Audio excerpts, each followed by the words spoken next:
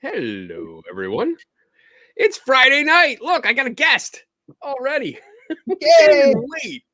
Oh, what's up, Jay? What's up, Bob? People are starting to file in. That's good to see. I hope everyone's doing good on this Friday night. It is an open mic night tonight. I still have to go to the rules. Let me take a drink first. That's good. All right, let's go with the rules. Let's put the rules up here somewhere. There they are. Oh, they're right next to me. Hello, rules. Rule number 1 is that you are welcome to ask questions. That's what this show is about, especially tonight. It's open mic night. So if you guys don't have questions, then there's no show. We stop early and we go home. That's no big deal. And I blame Daniel on it. So it'll be great. It'll be like Daniel. You blame me for a lot of stuff. Well, hey, when you make your own turning lanes while driving, that's on you, brother. Anyway, rule number 2 is that I don't know everything. Neither does Daniel. But we try. We try to figure it out. And if we don't know the answer to your question, we'll try to look it up and, go back and forth to see what comes up. Rule number 3 is that we follow the Patrick Swayze rule here. And that's you can be in the chat room. You can discuss things. You can debate. You can disagree. That's cool. But just don't devolve into name calling and being a dick, basically. Don't do that, because then between the two of us, because Donna's not here this week, again, slacker, between the two of us, we'll figure out how to boot you out of the chat room forever. You'll never come back. Never. Rule number 4 is that if you do have a question tonight, put a Q in front of it, capital Q. And that way it'll help me look at it. Actually, both of us will just keep watch out for that and star the, we'll save the questions for, not for later, but until we get to them. And rule number 5 is my favorite one. Drink up. There you go. Look at this. I'm going to even put special guest on there just for you because I like you. Aw, makes me feel all warm and fuzzy inside. D the Reed. I just noticed that. That's funny. Oh my goodness. So, let's see. I know we got we got a question. I can get this out here really quick. When are we getting the Rummy page? We all care more about the adventures of Rummy than Kenny. Thanks, Bob. Damn it, Bob. You got to start off with that kind of shit. Damn. I don't have time to do a Rummy page. Donna was going to do it. She was actually going to start like a Facebook page with just Rummy. But she's slacking. So there you go. Hey, Leonard. There's some people filing in. I love it. Oh, there's Rob, the well-known skeptic. He's in. Hey. There's Leonard. I like Leonard. We got to get Leonard on the show. He's one of the guys that I think, correct me if I'm wrong, he helped found Atari or worked at Atari and did like major things at Atari. So I want to talk about Atari because I liked it. I grew up with Atari. Mm-hmm. Oh, hey, John Kennedy. That's a great greeting. Hey, Jay.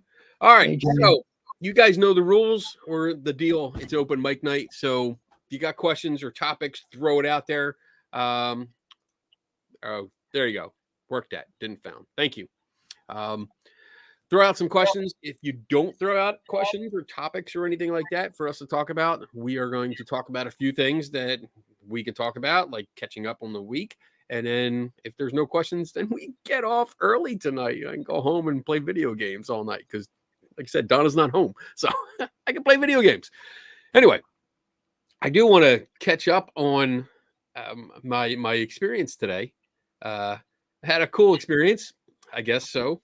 You could call it cool. You could call it long and a little trying of my patience. So a gentleman called my office, and actually, I want to read you. He left a message because we've been busy here. SciCon is coming up at the end of the month, so everyone's really busy. We're trying to get things together, and today was the packet day. So basically, we were putting everyone's badges and tickets and brochure and maps and schedules, everything together. So everyone was pulling together, and we were in the conference room doing this. And I guess this guy called my office, and I didn't answer the phone. So the beginning of his message, the first thing on the message goes, "Dang, don't any of you guys answer the phone? Shit, I'm not rich and famous. What's it take to get through?"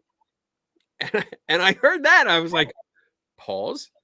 Like, I don't know if I want to listen to the rest of this. I'm pretty much, I felt like writing that guy off right away, because like that's not how you call a organization. That's not how you start off your message, especially if you want something from us, specifically from me.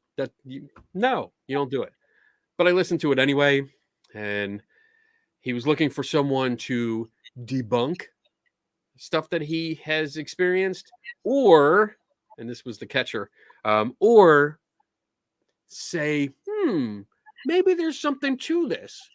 And the way he was saying it, I was like, this guy definitely thinks there's something to it. and he's calling just to hey, I want to tell you about this. No, Leonard, I am not dead yet. Thank you. But I called the guy back, and ironically, I got his voicemail. So he complained about nobody answering the phone here, which he only called once. So I don't understand what the big deal is.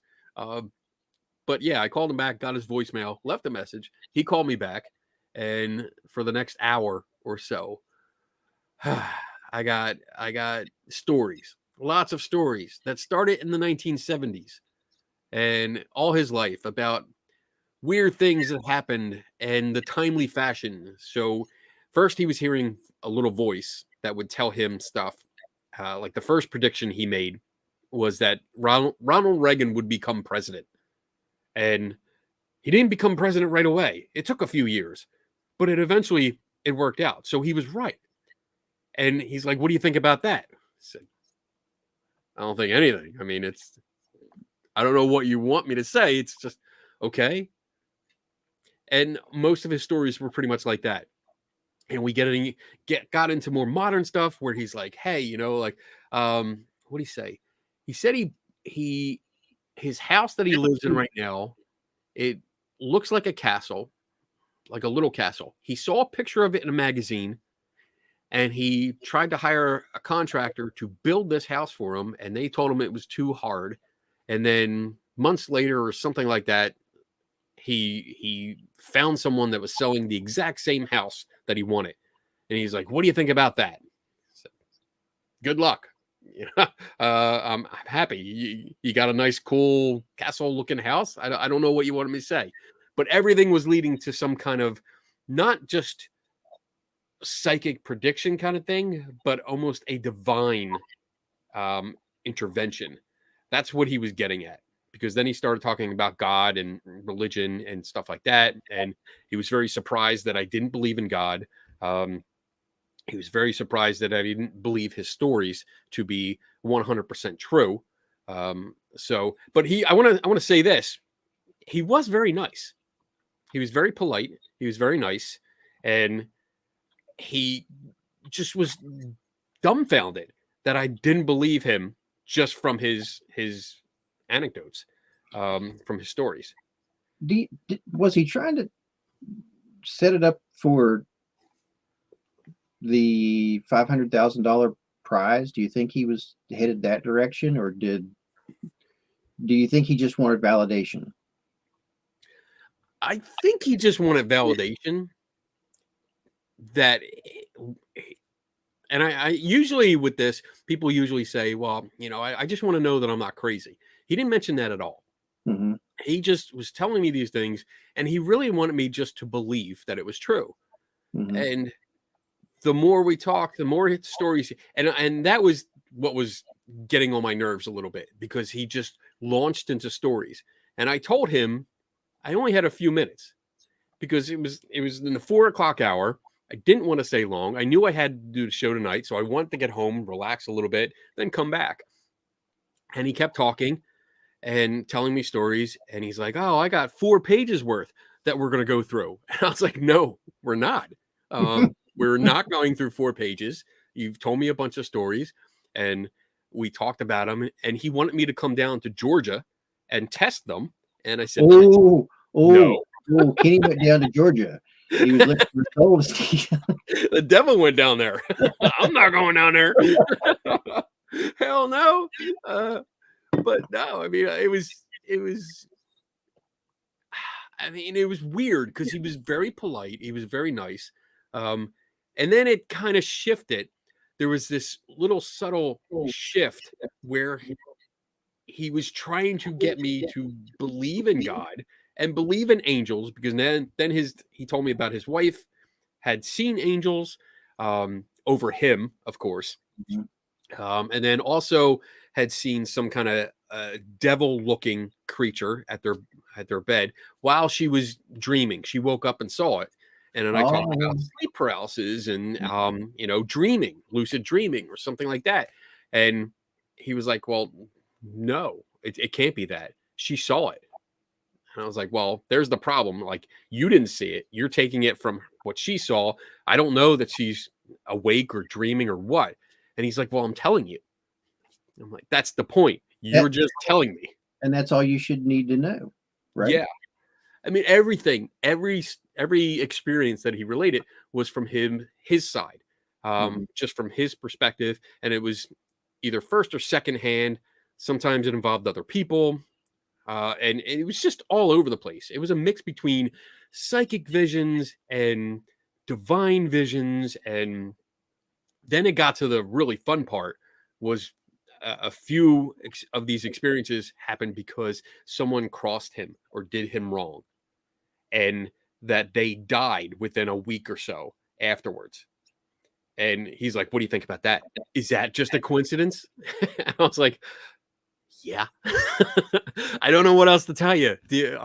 And then I started turning it back onto him, going like, "Well, are you trying to say you have some vengeful spirit following you around doing your bidding when someone crosses you?" And he was like, "Oh, no, it's not vengeful. Sometimes it's good. Sometimes they get good things happen. Like my son, he turned into a millionaire overnight." That's impressive. Okay. That's nice. I wouldn't mind that part of it. Can you throw that my way? But he kind of alluded to that if people didn't believe his stories, he actually said if they disrespect his story, then usually really bad things happen, like accidents, and then death. Death was the most popular one. So I asked him, like, what's that mean? What do you mean by disrespect? And he said, "Well, if you don't believe my stories." I'm like, wow, we have a different definition of what disrespectful means. Because just because I don't believe you, I mean, all right, so I don't believe these stories. And I explained it. I wasn't like outright like a dick or anything. I was basically saying, look, I don't believe these stories have as much weight to them as you believe that they have weight. You really believe there's something going on here. I do not. I don't share that belief. I think they're cool stories, but there's way too much to look into. And I don't think I can look into most of it because it's all just your story. There's no details. When I asked him about one person that he said was like part of this experience, he was like, "Oh, you can't contact him. He's probably dead. You can't contact him." And I was like, "Well, you're cutting off my only line." But he might have been able to. Yeah, maybe. So basically, it came down to that I was going to have something bad happen to me in the next 24 hours. That was from him. And then we got in. I think he was getting annoyed because he wasn't used to somebody like just asking questions about it. Because I was like, "All right, what's the criteria? Like, how bad is bad? Does this mean like I stubbed my toe because I walked into the couch? When I was, I got up in the middle of the night to pee and I hit the couch or something? Like, is that the bad you're talking about, or is it dying?" Like straight up dying. Where's the boundaries here? On a And scale from 1 to 10, how bad? right. And it was more or less, he was like, "Well, it won't be like a stub your toe kind of thing because that's just an annoyance." I was like, "I don't know about you, but I've stubbed my toe and it's more than annoyance. The pain in the ass." But he's like, "No, it'll be more like you're backing out of your a driveway or a parking spot, and somebody will hit you. I was like, oh, okay, yeah, that's bad. Okay, so that's my baseline right there. So I'm gonna look for that, and I have until 5 o'clock tomorrow, 5 p.m. tomorrow, to see if something like that happens. So just remember, I call dibs on the glow in the dark Cthulhu. really? Yeah, I call dibs Okay. on that. You know, I'm sure my boss is going to have like a yard sale. If I'm dead, he's just going to be like, people come here, just take it. You don't have to pay. Donate like $1 at the door and just take what you can, because there's so much shit in here. But so that's my that was my interesting thing that happened today. How are you doing? What's going on in your life? Oh, I'm not bad. I'm just sort of gonna muddle through life. I've got some things coming up, and I looking know you forward got to like a those. lecture. You got a Yeah, I lecture got coming up? a lecture on the 18th, I think. The date they gave me 3 different dates, and I think we finally settled on the 18th. I think is what I put in or what they told me, and because I can't remember anything, so I Right. just put it in the calendar, and that's when I'll show up. I've got that, and then not this coming weekend, but the next weekend, I'm going to go off and do. The family's going to take our fall trip, mountain trip, and I'm going to go to. It's a Civil War battleground, and Ooh, so I'm going to go do some exploration and investigation there, and see what I can come up with, and that you sounds know, cool. yeah. So it's going to be I like fun. that. I always have a good time with my in-laws. So a Oh, lot of good. people don't. They don't. A lot of people they don't. They'll say, "Oh, you." No, I really do. I have the best in-laws in the world. So That's nice. That makes life easy. A yeah, little easier. Yeah. it does. My mother-in-law thinks she always says I'm crazy. Um, she calls you guys my make-believe friends, uh, or my Well, imaginary friends. I agree that you're crazy. I've seen you drive. Um, I see. I knew it. that's gonna come up forever. You're never gonna outlive that. It is. All Park right. my car. Oh, man. You know, Daniel had the bad luck during Mothman because his car battery died. Hmm. That was the curse. We That blame was, that on the curse of Mothman. but we were always lucky because there was always some place right very close near that I could jump the vehicle or, Yeah. so, Divine intervention. divine intervention or, All yeah. right. We got a couple questions. I'm going to pop one up. Again, if you guys got questions out there, I'm going to put the banner up. Look at that. If you got questions, put them in the chat room so we can answer some or discuss some things. So the well-known skeptic, that's Rob Palmer, who's going to be part of the Sunday papers at SciCon this year. He asked, what do you think of the Haunted Mansion? I'm not quite half through it. So I'm assuming this means Disney's Haunted Mansion. I just watched it last night. It was funny. I think JD asked about it. He was in one of the chats that I was in, and he was asking about it. And I had literally just started watching the movie. And I'll give you my quick review. Is that there were a bunch of times I was picking up my phone and scrolling through Facebook. I didn't think it was like really that great, except for Rosario Dawson. I mean, I don't think the actors or the acting was that great. Danny DeVito, he's always good because he just plays goofy parts. And I guess I think I was taken out of the story because so much was based on Disney's Haunted Mansion attraction that I was like, oh, well, that's from the ride. That's from the ride. That's from the ride. And it kind of just blew the whole imagination for me. And then again, yeah, the acting wasn't that great. The story was, I wasn't really impressed. And, but I did like the camera that he used. The guy had a camera that was like a quantum camera or something to see ghosts, and it was really cool looking. Except I'm pretty pissed that it was like I think halfway through it got broken, and they just never went back to fix it or anything like that. Um, and it was kind of just like a plot point that just loose end kind of thing. So, did you see it? No, I haven't seen it, but I did wonder if it does it have any connection to the first one with Eddie Murphy? Is it? I mean, I know it's the same No, Haunted Mansion, but is it like a sequel or anything nope, like that? no. It's as far as I know, it's a standalone. Hmm. It wasn't a sequel or anything because it just kind of. I mean, I didn't watch the one with Eddie Murphy, so I can honestly say I don't know, Hmm. but it didn't have that feel Mm-hmm. like it was a continuation or something. Because usually in sequels, like you're lost if you didn't see the first one. Right, You and don't, they'll make some reference to the first. right, right. Yeah. So I didn't see any of that. All right. So good question.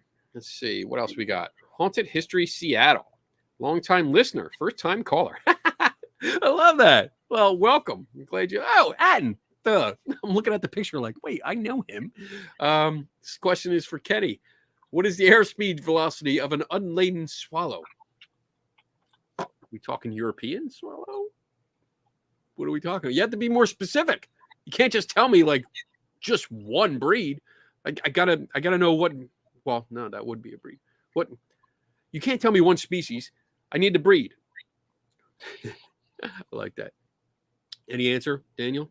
Yeah, it's I'm cheating. I'm looking it up. Oh, cheater! Um, it's a quote from the Holy Grail. Yes, Um, one of the greatest movies of all time. it is, yes, it is. It's 20.1 miles per hour is roughly. Roughly, is that a European A swallow? European swallow or the Eastern greenback swallow. I'm not There sure. you go. There you go. I don't even know if there's such a thing as an Eastern greenback swallow. I didn't either. I was kind of just going off of the movie. All right. Moving on. I think this is going to be just an hour show tonight. We don't have a lot of engagement, which is cool. I mean, that's not a question. Maybe everybody just knows everything. That's cool. I like that. All right. So let me get these questions out. I'm not used to handling this myself. This is weird. All right. Jim, what's up? Did he make any predictions for the future? Oh, so this guy that I talked to, all of his predictions were all in the past. And wait, let me clarify that.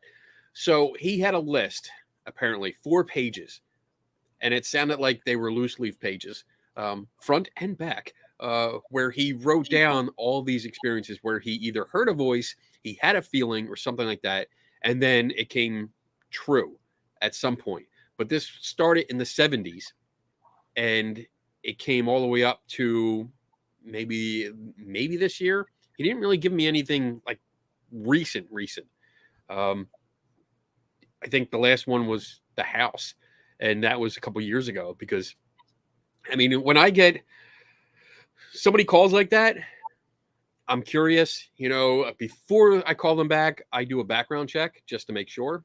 So when I'm talking to him, I knew enough about him. I knew where the house was, so I knew where he lived, which is good that he lived in Georgia and not New York. But any of his predictions, I couldn't say that they were made about the future because they were all like 50, 40, 30 years ago, you know, and everything again came from his perspective. And he kept referring to timing.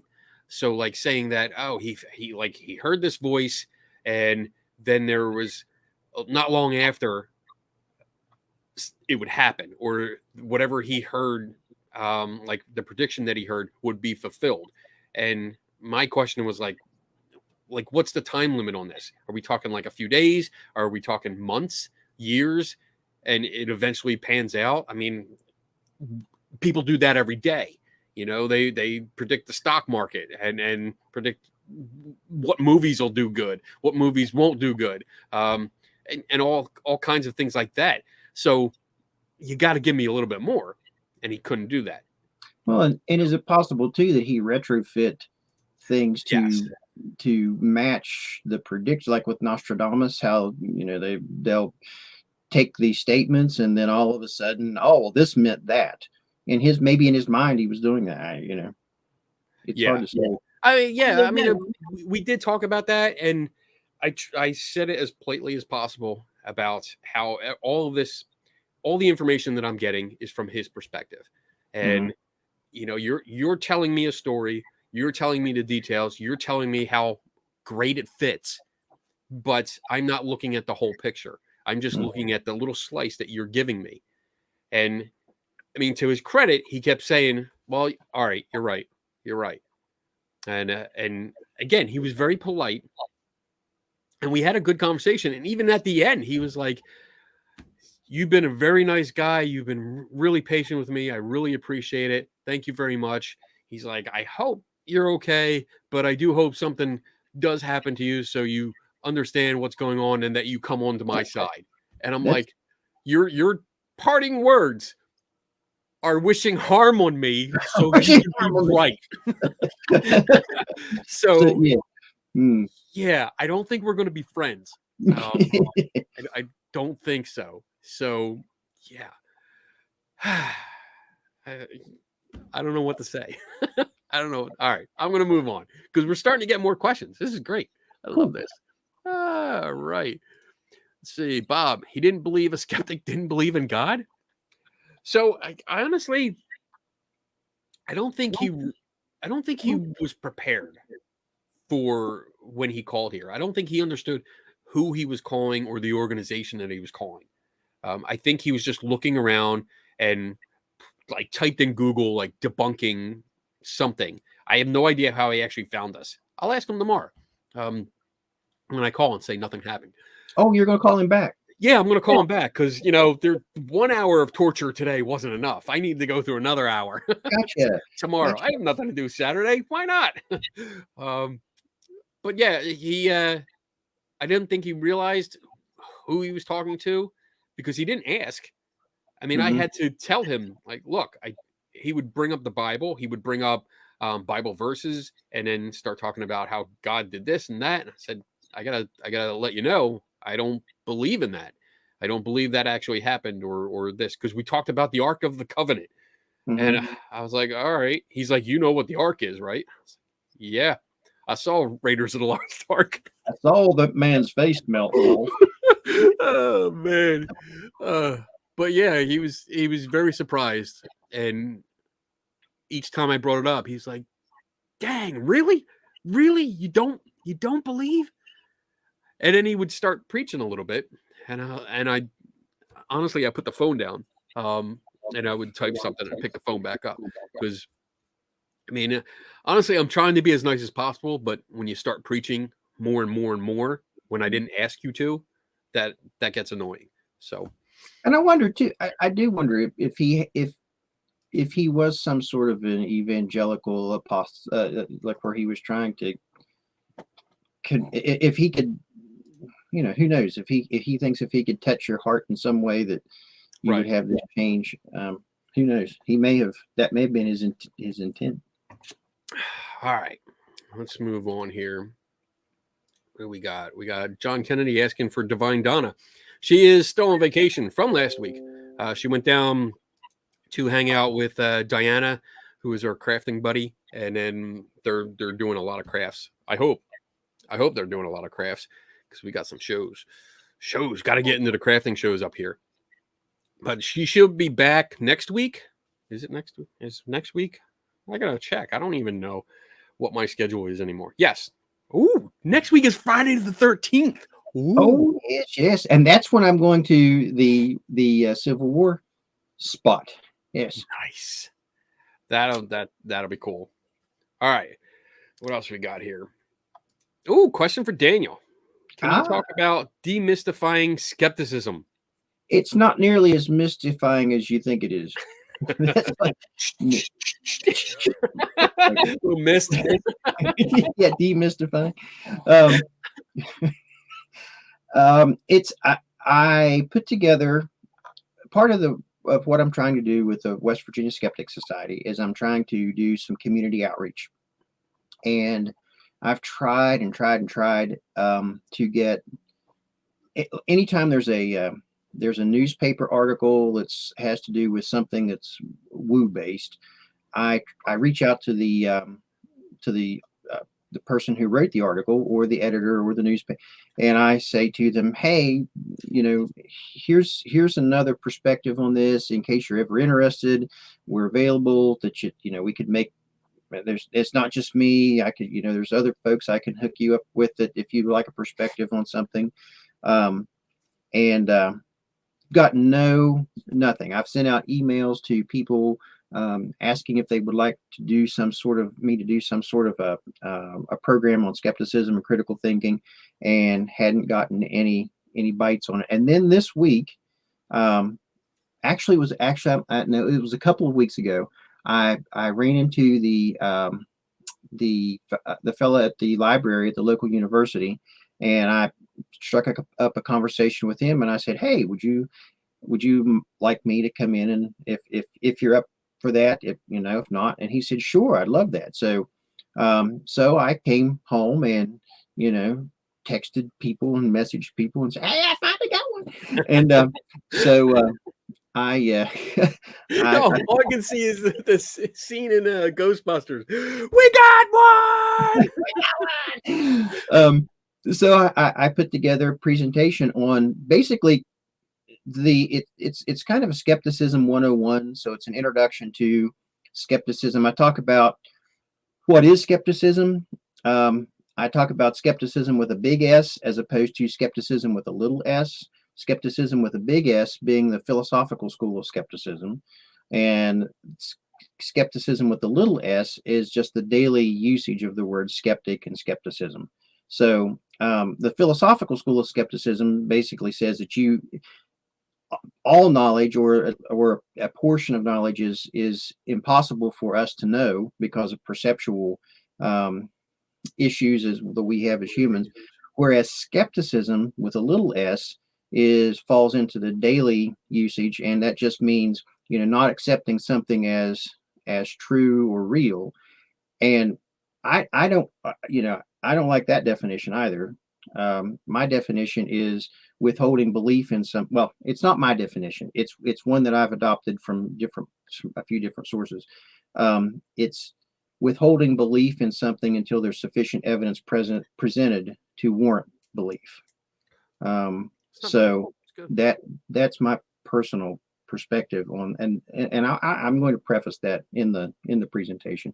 Good. But then I go on, I talk about cynicism. What's the difference between skepticism and cynicism with a capital C as opposed to cynicism with a little c? That's the philosophical school of cynicism, like with Diogenes the Cynic and all those folks, as opposed to the everyday usage of cynicism. And then what changes a skeptic's mind. So I go through all these different these steps in helping people to come away with a better understanding, hopefully, of what skepticism is and how to apply that in their daily life. And we're going to look at some things like Bigfoot. We're going to look at psychics. We're going to look at whatever I have time to throw in. I've got some slides I added since I sent it to you to look at, but to give some examples of, okay, here's a ghost photo. Is this evidence? Oh, and I forgot to, I haven't even told you about this. If you say Ben Rafford, you're out. I'm not even going to bring up the name. I'm not even going to bring up the name.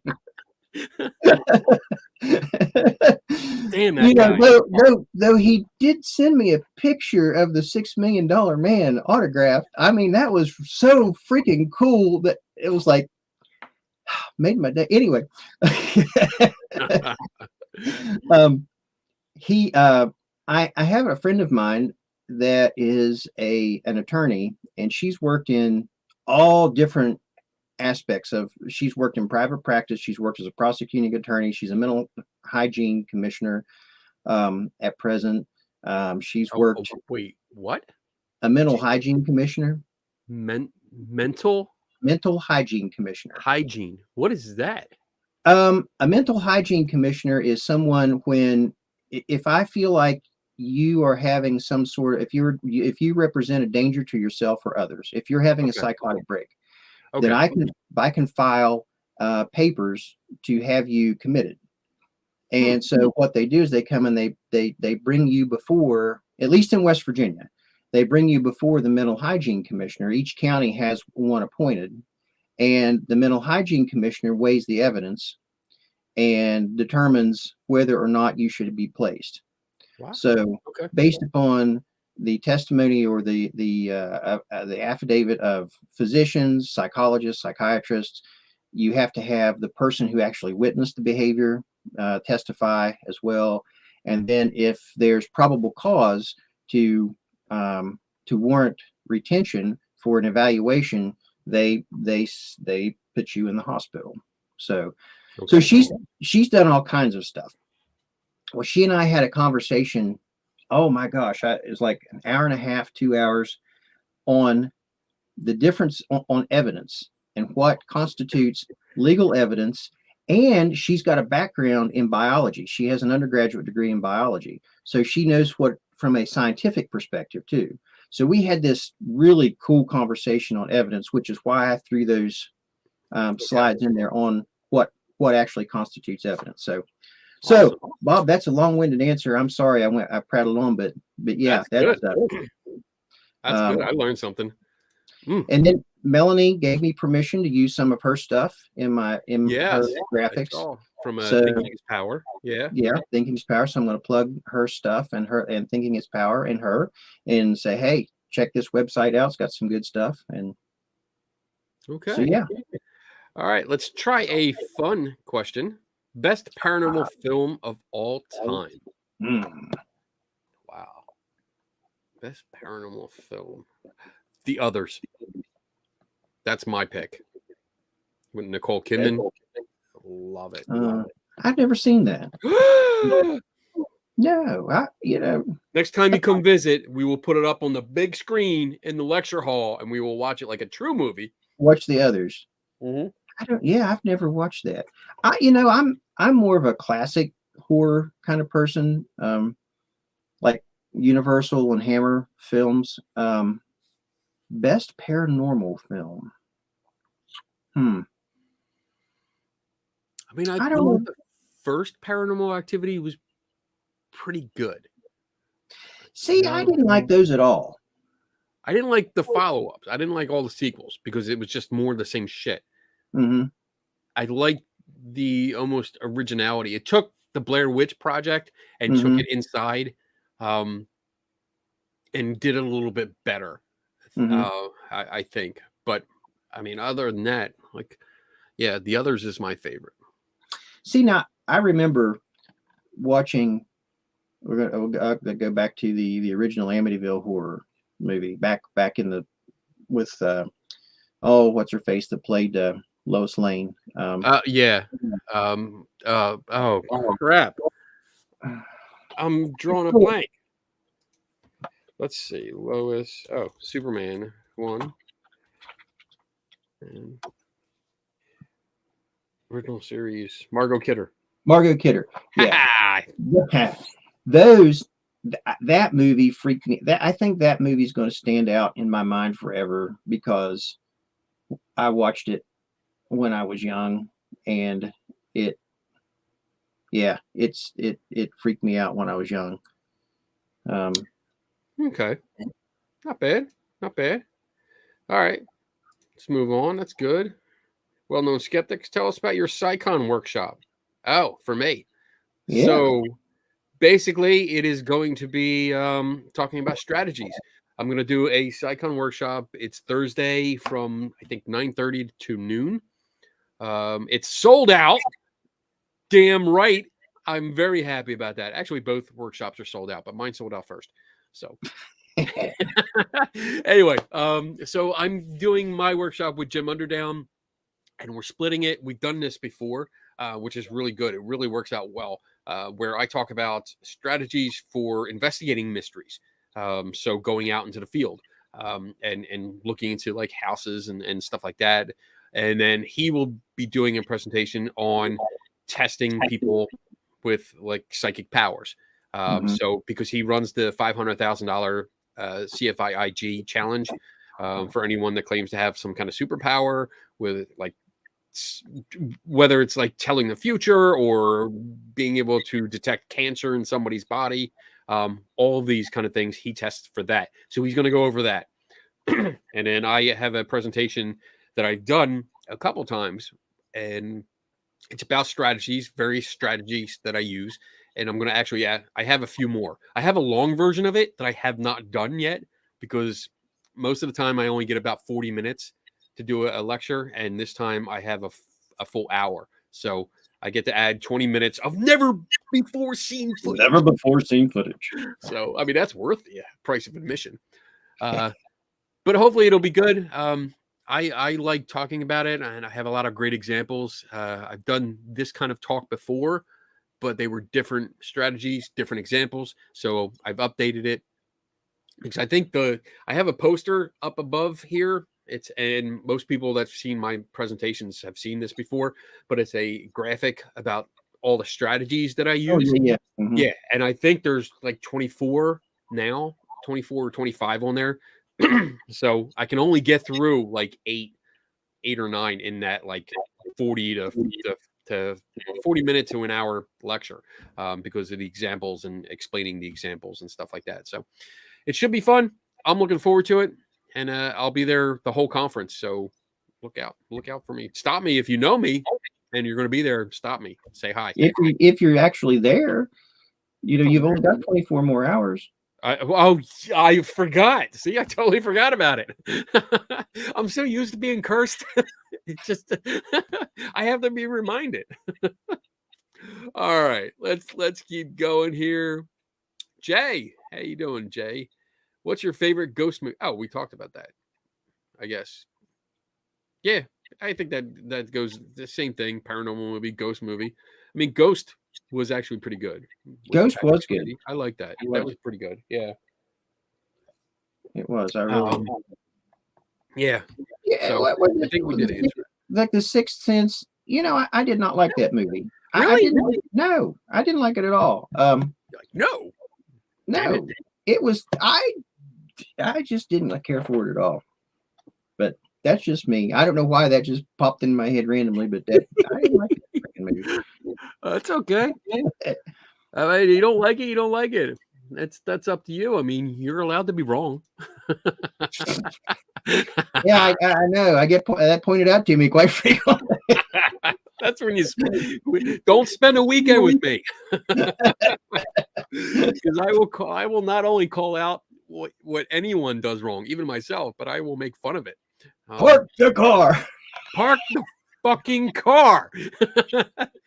You passed 275,000 parking spots that were empty. Why are you still circling the parking lot? I wanted to find the right one. My wife. Oh, by the way, my wife did say to tell you she's sorry.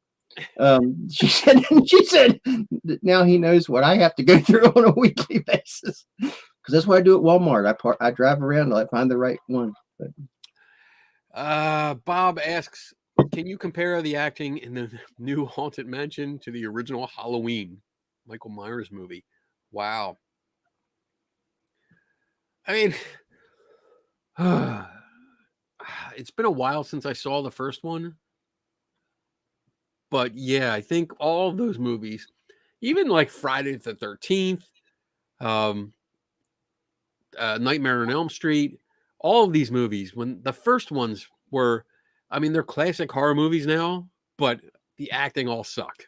Mm-hmm. It really did, and they were just basic slasher movies. That's all they were good for. You had, especially with Michael Myers and Jason. Holy crap! I mean, everyone runs away, but the walking guy catches up. So magic. And like any zombie movie, where zombie movies to me don't make sense, but that's a whole show on its own. Yeah, I'll just let that one go. Yeah, let that one go. Yeah, the acting in Halloween was so bad. So much of it is so bad. But they're like classics. You look at them now. I mean, especially you look back now, because they're running. I mean, it's October, Halloween's here. They're running on all the networks and stuff, and you watch them, and you're like, I like this. Like I used to like this. I saw the first Exorcist, way like probably like 10 years ago. First time I saw it, and Mm. like all the way through. I saw like certain parts of it 1,000 times. And all that sort Yeah, of stuff. but actually sitting down, I going through the guide. I was like, oh, it's coming on. All right, I'll sit and watch it. And I was like, this was a big deal. Like this Mhm. sucks. I really didn't like that movie. I didn't care for it either, and the I thought book it was is not. The book's not like it's like that's the other thing too. It's just yeah. yeah. All right, moving on. Bob's got a lot of questions tonight. Wait, I already did that one. Never mind. Jim. So basically, he had a stack of newspaper from the past. So we're talking about the guy that called me today. I don't know. Like he gave me some examples that definitely could have been that. But for the most part, it was. I think he was just remembering things that he liked in history and just said, "Oh, well, I'm going to take credit for them." Like as in some. He actually told me a little voice talk to him in his head. And I Mhm. was like, oh boy, how do I handle this? Like people start hearing voices. I gotta tread lightly because this is Yeah, outside of my expertise, you know. but the number of people who have auditory hallucinations that are that specific is pretty rare. Um, it has to be a pretty profound form of paranoid schizophrenia. Well, the DSM-5 it's different, but the paranoid schizophrenia and whatnot. Yeah, those voices are. Yeah, the other thing that when people start hearing voices too, I often start one. I had a client one time who actually had some tumors that resulted in auditory hallucinations. So you kind of have to wonder too, not knowing anything about this Right. person, there's all kinds of ways that it could go. So Yeah. And that's a good clarifying point. Like I don't know this guy. I don't know him except for the phone call that we had. And that's mhm, it. And again, he was polite and nice, and we ended on a very friendly note. Um, but that's all I know about him. Just what he mhm, told me and jumping back and forth. And I really don't know the guy. So that's why I tread carefully, mhm. watch my words, make sure what I say is not crossing a line. And then, wait 24 hours to see if I die. So, boom. Next question from Melissa. What's up, Melissa? For Kenny. Oh, what's your favorite location you've been to for an investigation? So I would definitely say my latest article location, the one in Ontario, because that just had one of the best resolutions that I could hope for. I went in basically after a psychic medium had really done some damage, and I was able to clean up the mess thoroughly to the point where the homeowner was comfortable in her home again, Mhm, which is a big deal. I mean, and I mentioned in the article that she hadn't slept in her own bedroom for like over a year or so because she was so scared. And to have her call me the next morning after being there and tell me that she had a great night's sleep, that she actually overslept and was late for work, which mhm. that's not good, but that she overslept because she was so comfortable, and that I was able to help make her feel safe. And that is what you're supposed to do. That's how you help people. And so I'm going to go off on a tangent here. I don't like when I hear ghost hunting teams constantly say like, "Why do you do this?" And they're like, "Well, we're here to help people," and Mhm. I don't see them helping anyone. I really don't see the help because they go in, they spend a couple hours, they tell them, oh, maybe your place is haunted, maybe it's not. There's really not anything, no resolution. Um, it's go in, ghost hunt for a couple hours, and then leave. So I really don't see much. And it's like, to me, a lot of them are doing it to pat themselves on the back, to look like, hey, look what we have found, look what we've discovered. It's more a self-aggrandizement than it is helping other people. And again, this is not all of them. Not all of them. Make No, sure. no, Yeah, no, no, no, no, it's not all of them. It's just no, no. a majority, though, are like that. And yeah, you're right. They're like, hey, look at the pictures we got. Look at the audio. Look at the EVPs we got. We got this kind of thing. And it's like, well, wait a minute. Like, what? How did you help? Mm-hmm. What did you help with? And that's the big question. You know, did you put the family's mind at ease? Are they?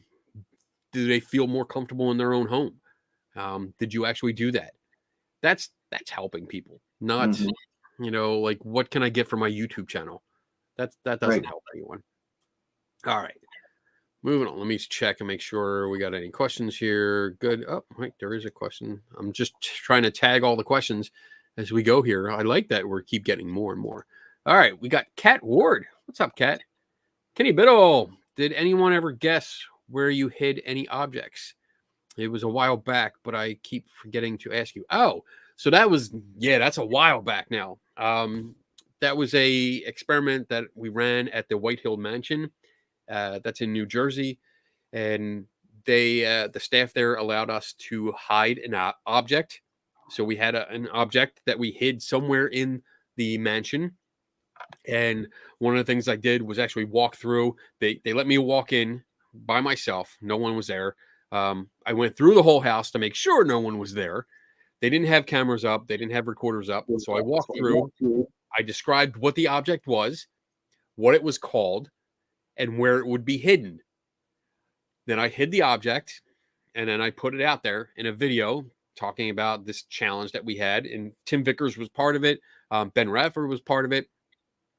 Jim Underdown, who does the CFII challenge, he actually was part of it. He helped me with some of the rules. So we had rules about doing an EVP session, and this is the basic overview. The ghost hunting teams or individuals go in there, do their EVP session, and ask the ghosts what the hidden object was and where it was. Because one of the big claims was intelligent responses to this, that people would go in, ask questions, they would get intelligent responses. So by that logic, I didn't think it was it shouldn't be a difficulty for the ghost to say, hey, there's this hidden object, you're looking for this one, okay, this is what it's called, this is where it is. And we ran that for maybe 2 years, I think, and only one person applied. They didn't follow the rules because one of the rules was like an unedited, unbroken recording. So you have one recording where you ask questions, you get responses, and you follow it. And they broke it up. They sent like four recordings. I mean, they didn't get it right anyway, but they still broke the rules. But everyone tried, but no one wanted to submit anything. And that it wasn't a failed experiment. It just, we didn't have any results to speak of, because nothing came of it. So I forget. I had a talk with Dave about it, Dave Schumacher, and we talked about it because we didn't have any positive results. We got one negative result, but then that's it. So we only had one data point. So nothing to really go on. But that's the basic overview. I should write that up someday. We'll see. Maybe I'll do that. All right. Kat's got another question. Why do you think people confuse skeptics with cynics? So I'll go real quick, and then I'll turn it over to you. So I think cynic to me is usually used as an insult. For me, cynical person is more like an armchair cynic. That's what I usually call it, where it's like it's easy to dismiss. No one looks into it. They don't bother to investigate, research, or verify anything. It's just like, I don't believe it, therefore it's not real. You're done. And I think that's used sometimes as a insult to people that are skeptical, because they might have doubt. But if you're talking to somebody that's a quote unquote diehard believer, they might be like, well, I just don't like you, and I'm going to call you a cynic. Um, so I think there's confusion there, and I also think there's confusion because it's just the two terms are used interchangeably so Mhm. much by That's what I was. yeah, the general public, that it's just a tribal knowledge kind of confusion. So, Mhm. what do you think? Well, I think I you, where you said that it's the word confusion. Words to me, words have usages, and the usages have meanings, as opposed to the words themselves having meanings. The word has the usage, and the usage in the context that's being used has the meaning. So if you say plow, if I plow into you, that means that I hit you, as opposed to if I plow the field or plow the Mhm. garden, that's actually the turning. So it depends on how the word is used. Um, and so lots of people, I think, mistake they think that they are synonyms, that Right. skepticism and cynicism is the same thing. But I think too that because okay, so somebody comes up and they'll say, hey, look at this, what do you think about this? And I'll say, I think that's a picture of a bear, I don't think that's a picture of Bigfoot.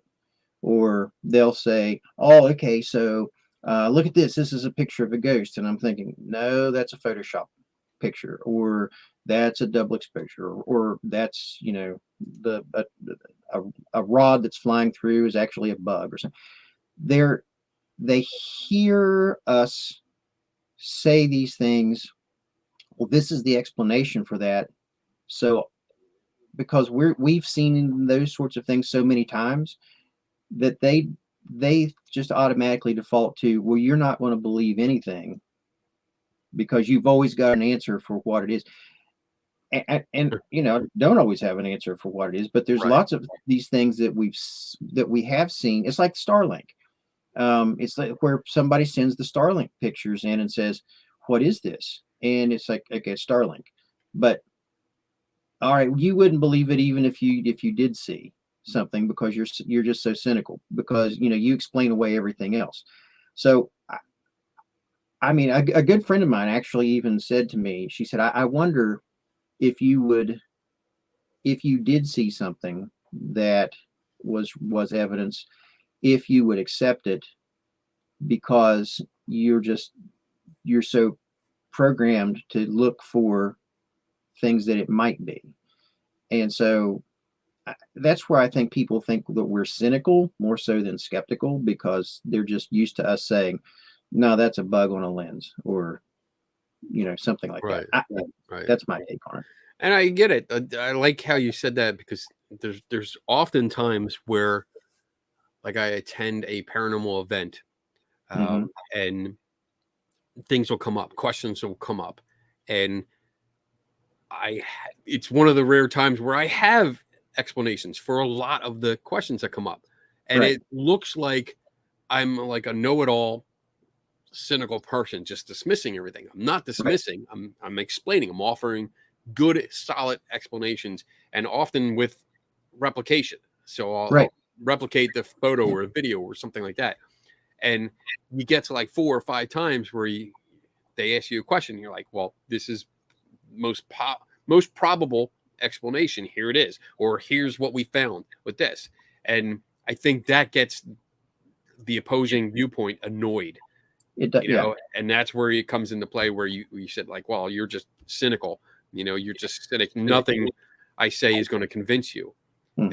And that's not true, for one, and then two, that's not the experience that we're engaged in at the moment.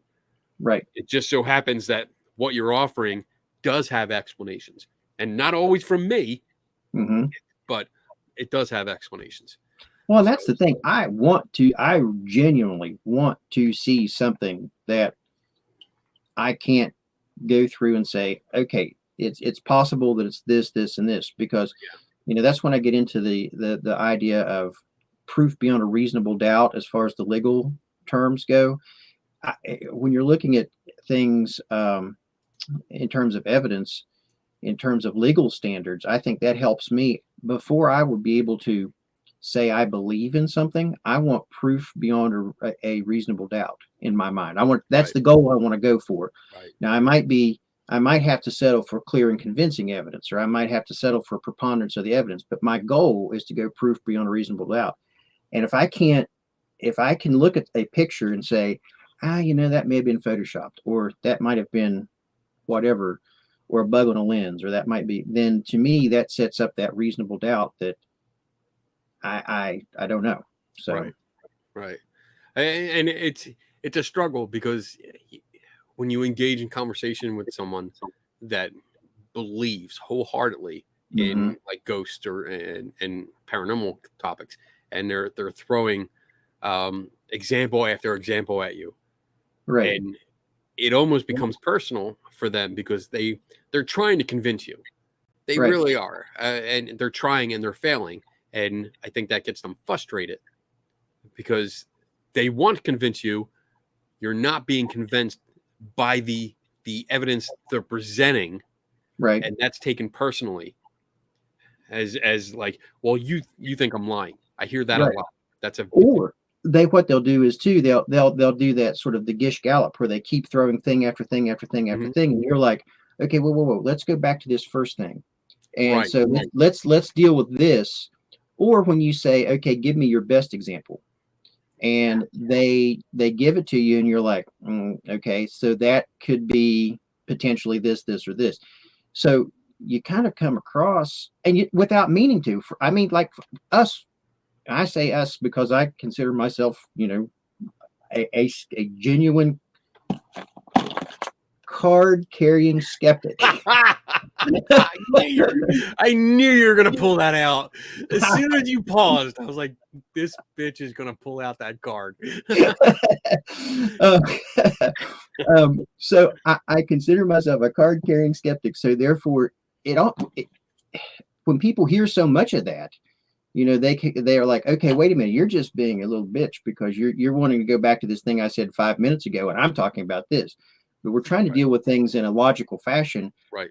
When we hear them, we're like, okay, we want to deal with A, B, and C. But when your general person out on the street that hasn't studied critical thinking, that hasn't studied, they're going to think, you're just being a cynic bastard. Right. All right. Let's take our break. We're over an hour in. We'll take our break. We got 4 minutes to do our business, and then we'll be back here. We'll take some more questions. We got a few more questions. We got like 10 questions. So cool. We're doing really good. All right. Like I said, 4 minutes from now.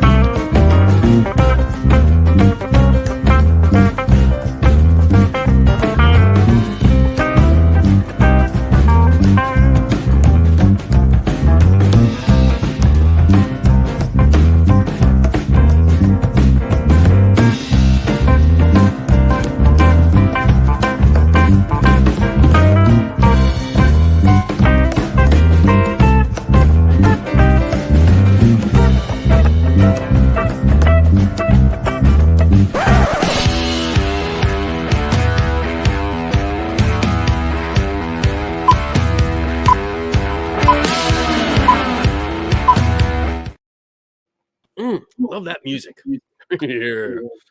Get down with your bad self with it. All right. We still got a bunch of questions here. This is great. I love it. I love how it keeps going. All right. So take that one out.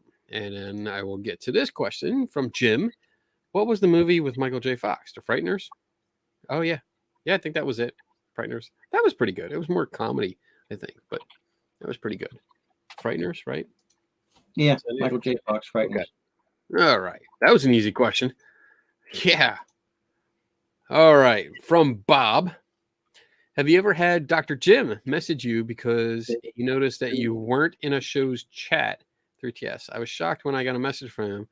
I guess I talk too much in the chat and people notice when I'm not there. That's a great question, Bob. Well, see, that's a kind of community that we have.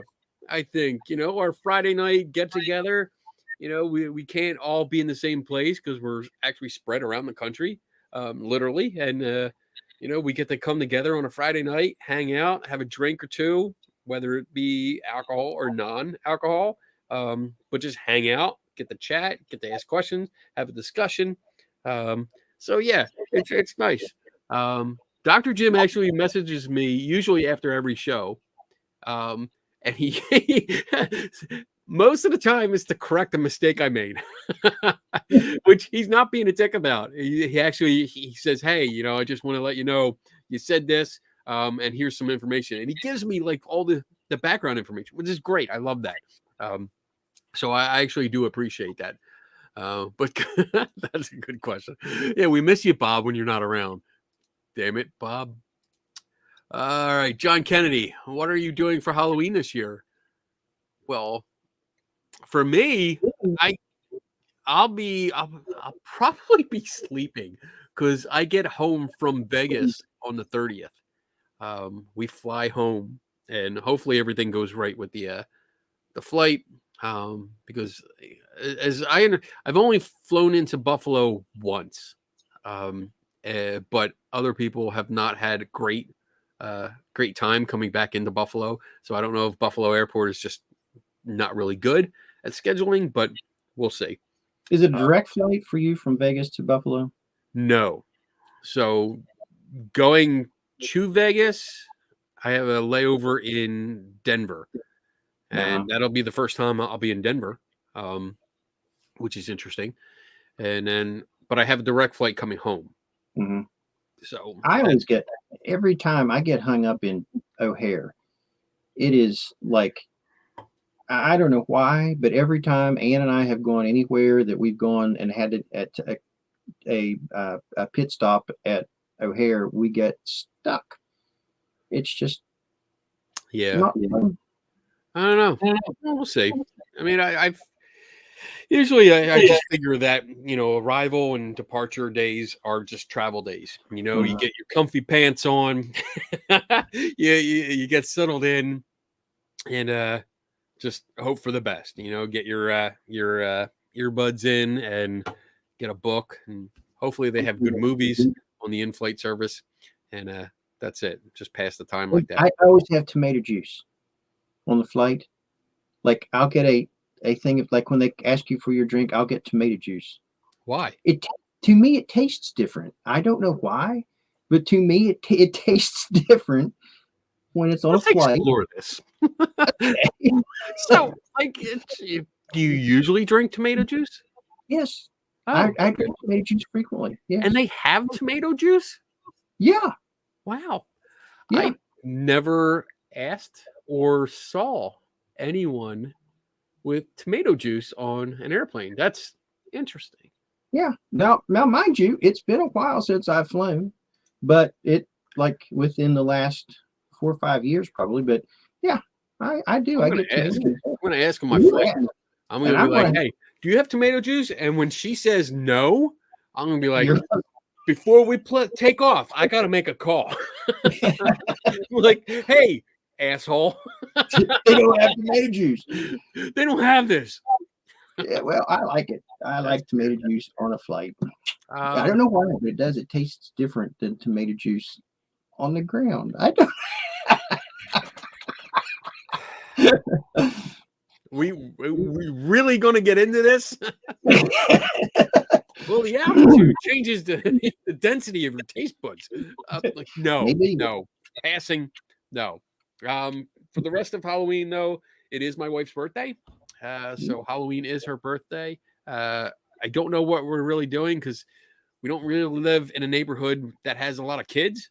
So I don't think we'll be worried about giving out candy. But we'll probably do something for her birthday. You know, I'll take her out to dinner or something like that, and just and you know, give her a nice night.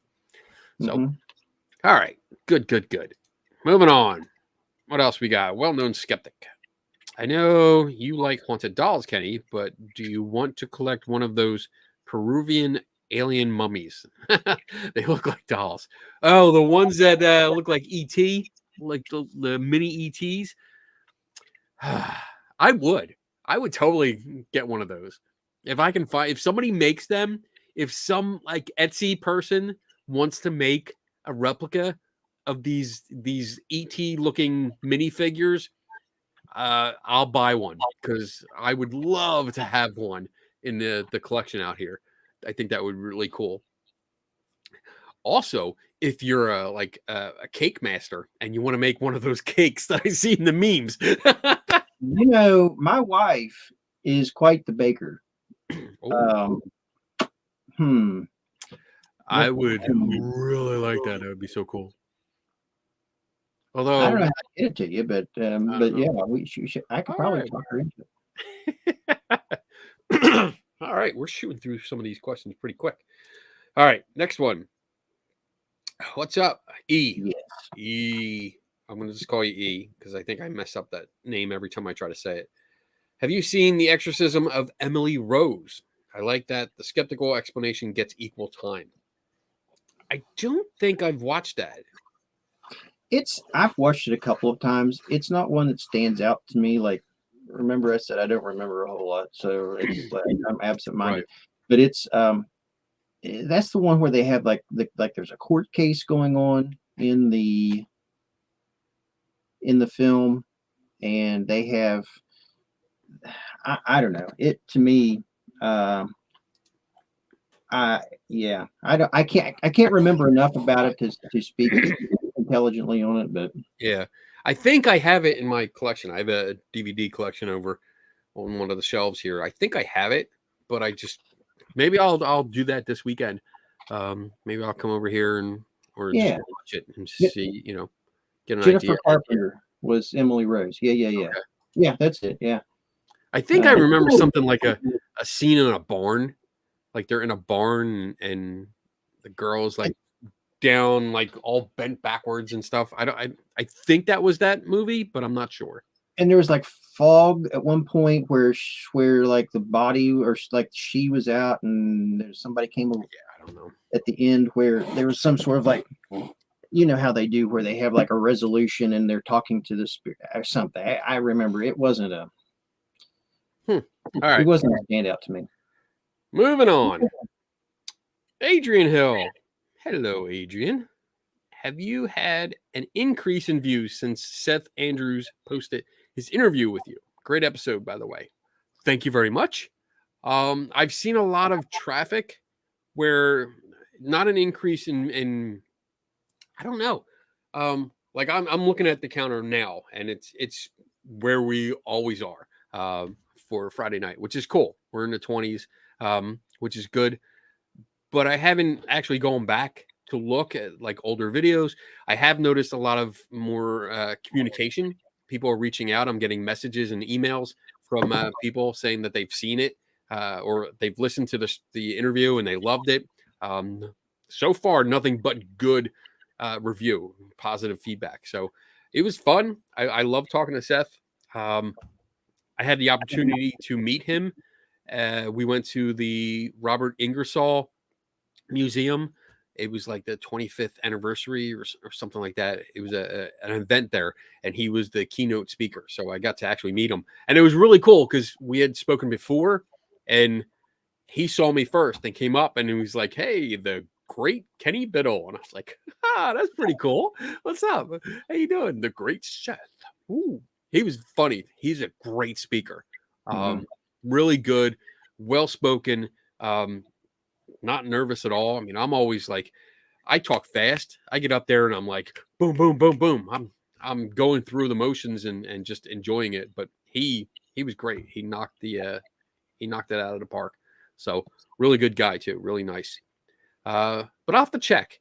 I have seen people like mention they've read a lot more of my work, so they're seeing the articles, and I don't keep track of that. That's something that the management does with views on articles and stuff. So I don't actually see that until I think like every 3 months they get like a quarterly update, and then Barry will let me know. Like once in a while, I do get like, "Hey, you had the top article." The one time he sent it out, and it was me and JD. I think I had the first and third top rated article or top viewed article, and he had the second, which was really cool. I was like, damn, that's awesome. So I'll have to check on that. I'll let you know, Adrian. When I see you in a couple weeks at Icon, Daniel will see you too because he's I'll see you too. Yeah, I'll be there hanging out and finding these tiki lounge. Somebody said something. Brian Dunning said something about a tiki lounge. I don't. Brian Dunning. He tries to poach everyone. No, I love Brian. We hung out. There's a tiki bar downstairs. Yeah. Maybe hotel. Melanie said something. I can't remember. Melanie or Brian. It's a nice place. It's really good. They have great food. Holy crap! They have like a sampler thing. It's like tacos and nachos and all kinds of yummy goodness. And they get you like a yard bottle, or the yard glass with like any concoction. I got some kind of rum drink, and I was like, oh yeah, like with the big straw, like yeah.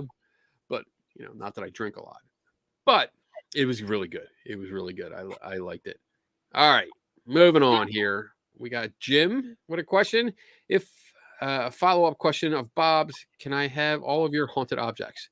Oh, wait. Oh, wait. I think Bob had a question first here. Morbid question, I guess. I don't find it morbid after you die in the next 24 hours. If you decide to have a casket burial and you could have a dream casket, how would you want it designed? What would it look like? I think I know. Wow. You think you know? I got to think about that. Like, what casket would I want? I mean, we can go with the Superman casket, the black casket with the chrome accents, the Superman emblem. But I don't know.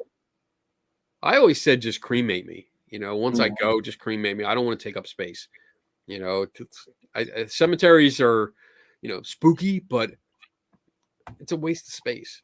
We don't really need it anymore. We don't need that space. I don't want to take up space. So I have to think about this. I don't know. Can you guess what mine's going to be? TARDIS. Oh my God.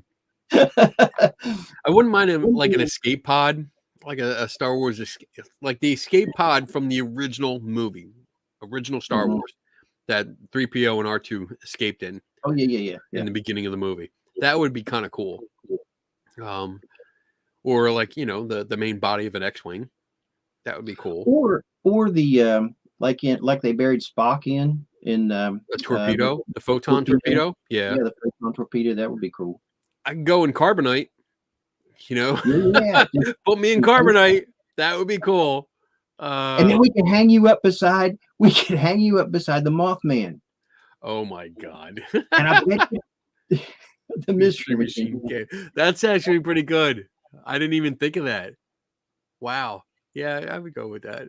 That would be good. With a little inscription on the top, real big, that says, "Am I really dead? I'll be back." Stuff like that. I don't know. But yeah, I'm probably like that's my idea. When I go, just cremate and just be done with it. I don't need to hang around. So now we can get to Jim's follow-up question.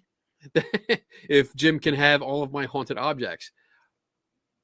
No, no, no. I don't know where they're going to go. Actually, here's my prediction. If I die first and soon, like in the next Tomorrow. 24 hours, yeah, I'm sure that my wife will probably sell off everything. So she'll have like an auction or like a big yard sale.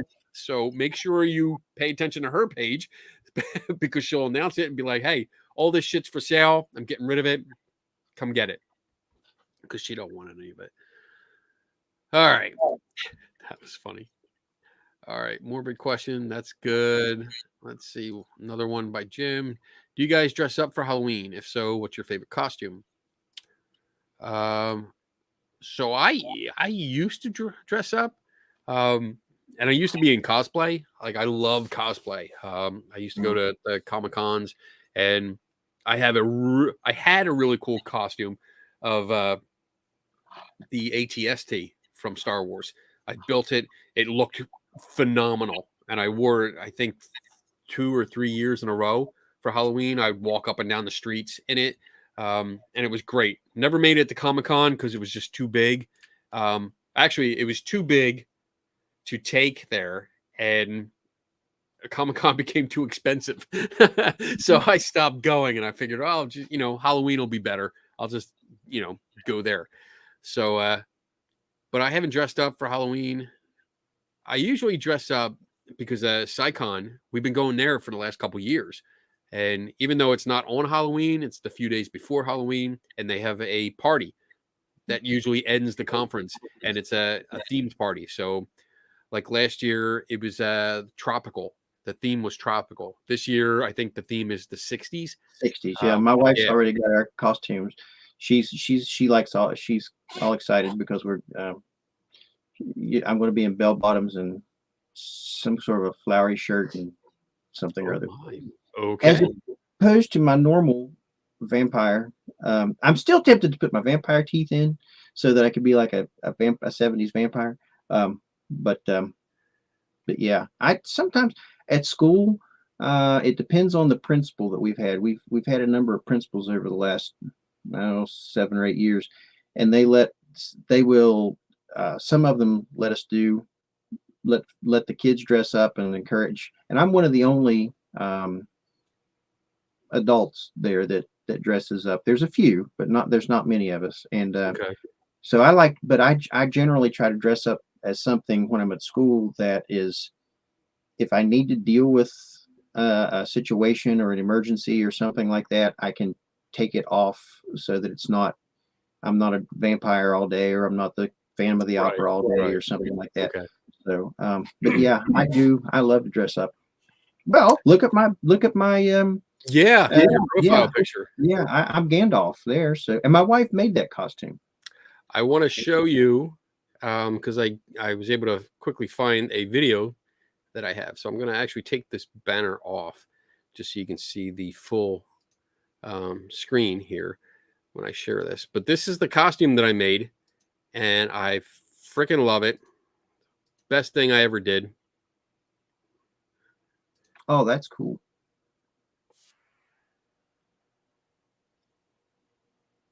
So yeah, can you hear that? No. Okay. Well, this is basically my wife is narrating, and I'm going back and forth. That's me inside there. So you can see my legs down here. These fans work. Huh. I bet you that took a lot of time. It took about 9 months to build, and you'll see the windows will close in a second here. The guns will move. There's the guns moving. Windows close. And the top pops up. I had a little Chewbacca doll that came out. So that took me about 9 months to put together, and everything was from scratch. It's cardboard and PVC. Mm-hmm. It was PVC frame, and then everything else was cardboard and foam. So it was fun. I love that costume, but unfortunately, I had to dispose of it because I just didn't have room to move it up here. So it's no longer, which makes me sad because it was so good. So good. All right, moving on. We got a couple more questions. Yeah, we're doing great. This has been a great show. Getting some questions done. People are hanging out. Let's see, Bob, have you ever watched the American Horror Story series? If Yes. so, what was your favorite season? Mine was Coven. I have not. I haven't watched any of it. Oh, I've watched every season except we didn't watch. I don't think we've watched the last 2 years.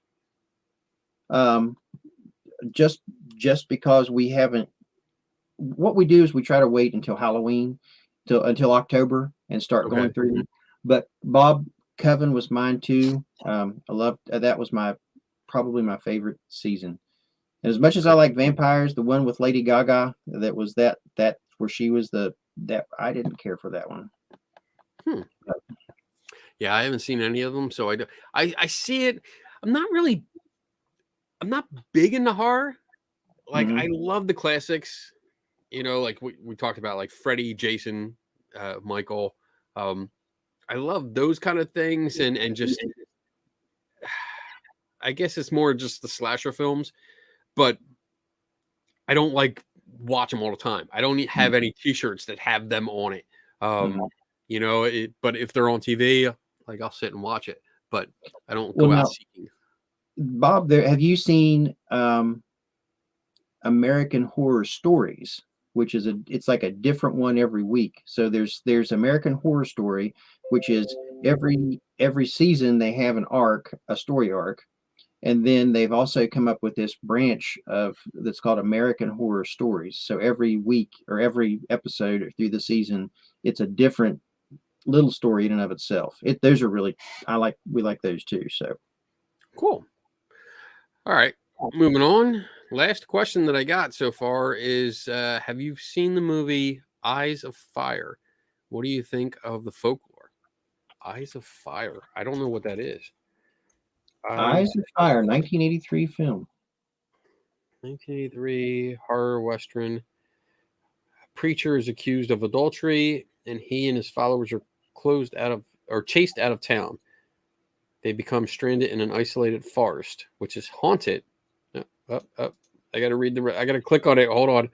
Haunted by the spirits of long dead Native Americans. Oh, that's a pet peeve to me. When it comes to like Native American burial grounds, because so many people have used that as an excuse for a location to be haunted. I don't know the story, so I don't know how they're using it, what context or whatever here. But I have not seen it. Maybe I will. I'll put it on my list of movies to watch. But and as to the folklore, I can't speak to that at all. I thought when I looked at the picture on it, the picture on the release, the theatrical poster, I thought it was going to be something about Mothman. You know what? It does look like that because it's got like the butterfly moth kind of wings where the eyes are. Yeah, that's interesting. With the tree, let me share it so you guys see what we're talking about. Nope. Crap. Wrong share. Let's see. Go in there, and share. Come on, take it. There we go. So this right here, they look like kind of butterfly wings or something. When America was young and spirits of evil reigned in the forest of darkness. This this looks weird. This looks more like Labyrinth to me. Yeah, Labyrinth, or what was that movie? Legend. Legend, yeah. Oh boy, that's funny. All right, let's see. There's a hag that steals souls and traps them into the. I don't know what that word is. Yuri. I'm not going to try it. But nope, haven't seen it. But I'll put it on the list. I'm actually going to write it down because I don't have that. I'm going to look for it, especially if I go out this week to some yard sales. Because there's always trees. Okay, thank you, Jay. Trees. Okay. Well, that's kind of what it looked like when that picture that I put up, because there were faces in the trees. Yeah, Oh, it looks it's, like that. Okay. I've never even heard of that one, so that's definitely one I'm going to look up too. All right. That's it. We're out of questions. That's pretty good. I think that was a great show. We made it like an hour and a half. That was good. So I'm going to wrap it up because I wouldn't mind getting home a little early and getting something to eat and playing some video games until the crack ass of dawn.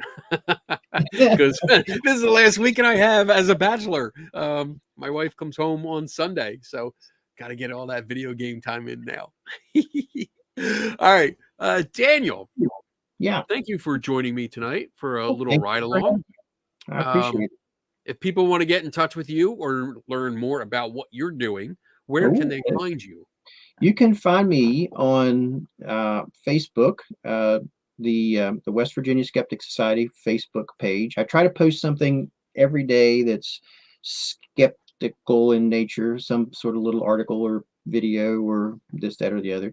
So you can get to me through there. You can go to www.danielareed.com, where I try to chronicle my escapades and and the things that I've done and so on and so forth.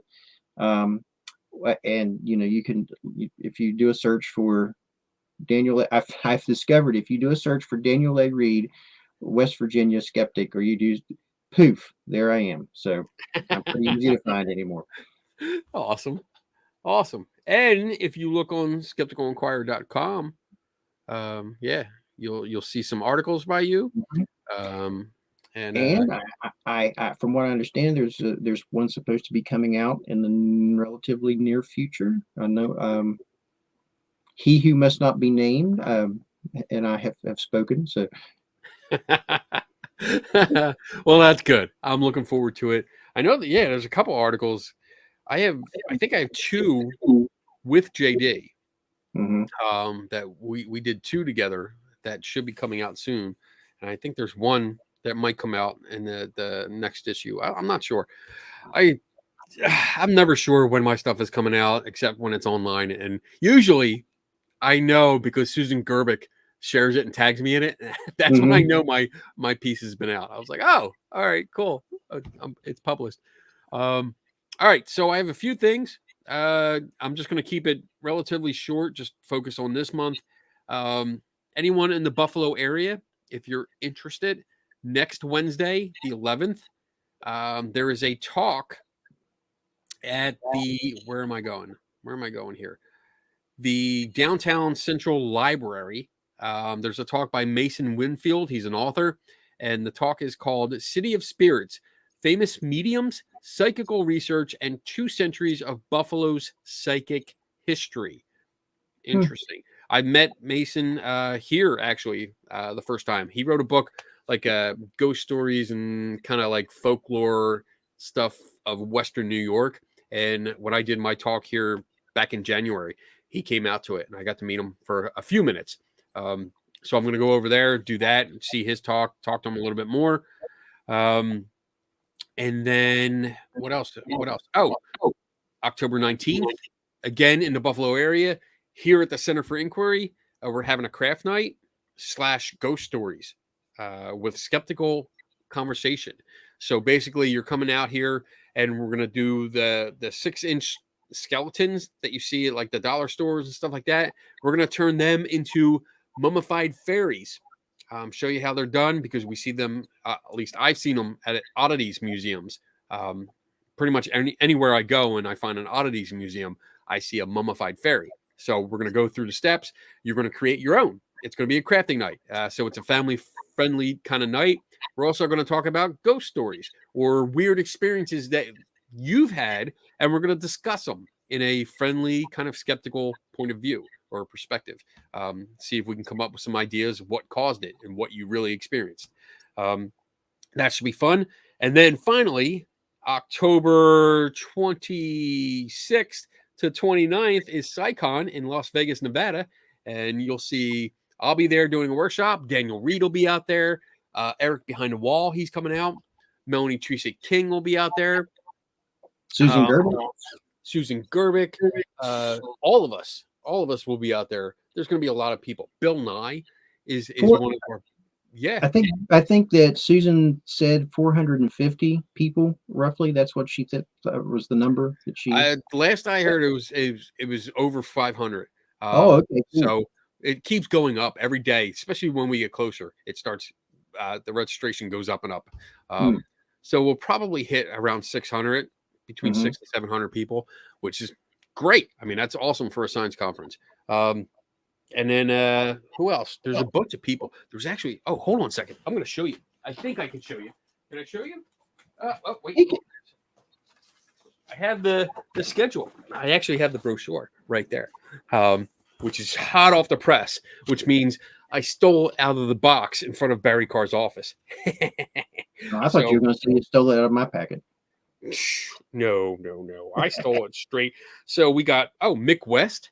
Mick West is going to be there. He's going to be on the stage talking about the latest UFO stuff. Penn and Teller, Massimo Palladoro. He's an awesome guy. I love him. Who else?